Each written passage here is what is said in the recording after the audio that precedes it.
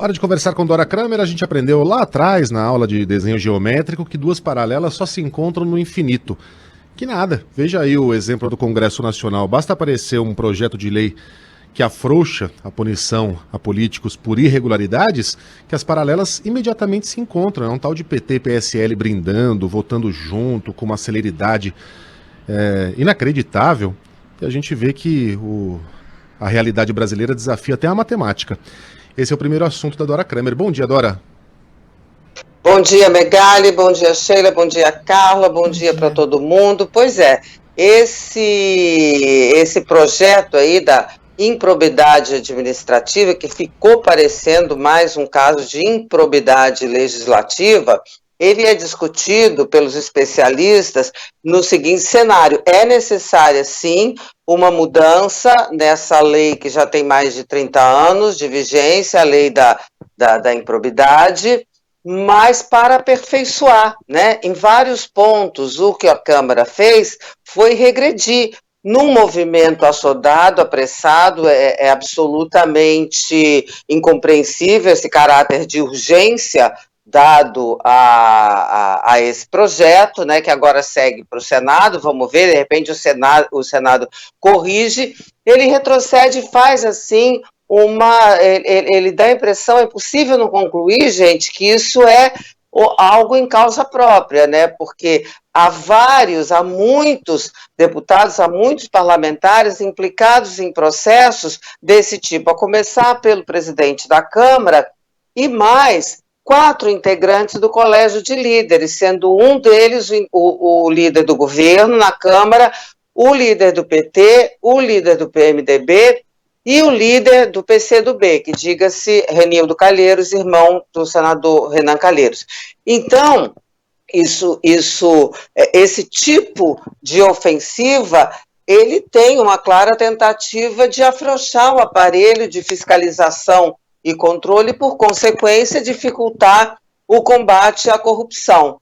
Eu repito, quem entende desse riscado diz que é preciso mesmo, é correto se debruçar sobre esse assunto, não com esse ritmo, né? Muito menos, não necessariamente nesse momento, agora para aperfeiçoar e não para piorar e afrouxar as regras, entendeu? Que incluem, que punem o ato de improbidade administrativa.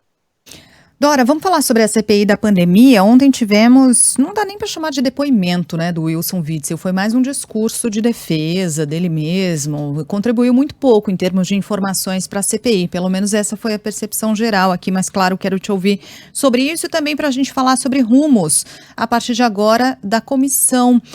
Acabou de chegar uma informação, inclusive o senador Alessandro Vieira, em entrevista há pouco aqui ao Band News TV, disse que pediu a suspensão da sessão de hoje. Alessandro Vieira acaba de pedir suspensão da sessão de hoje da CPI por causa da votação da MP da Eletrobras. Então saberemos ainda nas próximas horas se a sessão será mantida ou não. Mas o que a gente pode esperar, hein, Dora?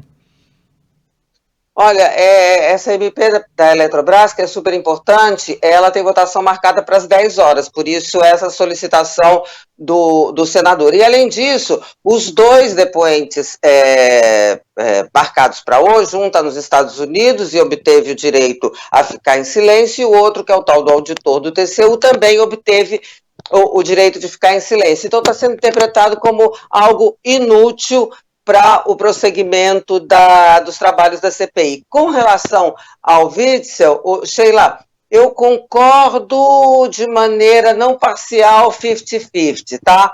Vamos ver assim, 80%. Concordo totalmente com o fato dele ter aquele depoimento, aquela presença ter servido como um palanque de defesa e também para o Witzel passar um verniz daquela biografia dele, né? Porque aí esquece que ele é uma invenção da onda bolsonarista, que ele era um partidário da política de segurança pública baseada no lema tiro na cabecinha, enfim, uma série de coisas, e ficou ali o tempo todo fazendo uma defesa, recordando o processo de impeachment dele, que não era objeto da CPI. Agora ele foi esperto porque ele tirou proveito total do habeas corpus, se defendeu, atacou o inimigo dele, que desde um tempo é o Bolsonaro, e na hora que começou a ser atacado pela tropa governista, simplesmente se valeu do habeas corpus para poder se retirar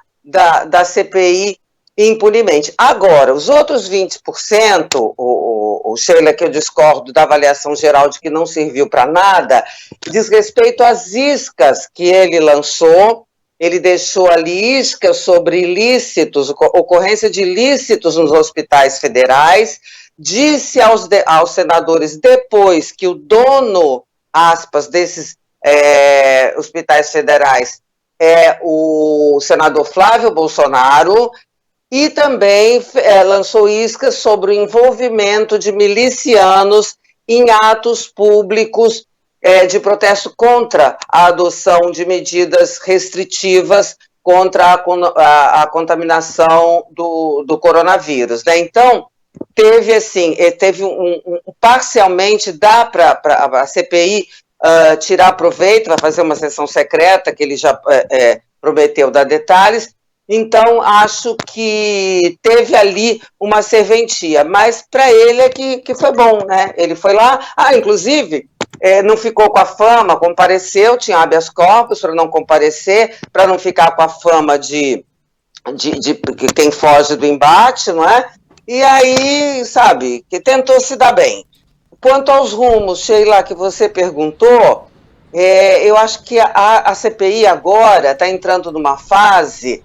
Por isso que esses depoimentos de hoje não são nem tão importantes, esses que provavelmente não vão acontecer. Porque ela entra numa fase de quebra de sigilo. Vocês viram quantos requerimentos de quebra de sigilo, né? De telemático é negócio de internet, né? Uhum. Telefônico, fiscal e tal. O que é isso? Isso é a produção de provas para corroborar os relatos que procuram ser desmoralizados quando chamados pelo desgastado nome de narrativa, né? Então você quebra sigilo e vai ali produzindo como é que é, moçada, né? É assim, assado, produzindo as provas. Essa, eu acho que é a fase super importante que entra a CPI com uma pressinha, né? Porque esse trabalho é complicado e o primeiro prazo da CPI vence em agosto. Muito bem. Então, acompanharemos e Dora Kramer volta a conversar conosco, salvo exceção, na próxima terça-feira. Portanto, bom fim de semana desde já, Dora. Um beijo. Tchau, gente. Até terça. Beijo. Bom fim de semana. 8h55 pelo horário de Brasília.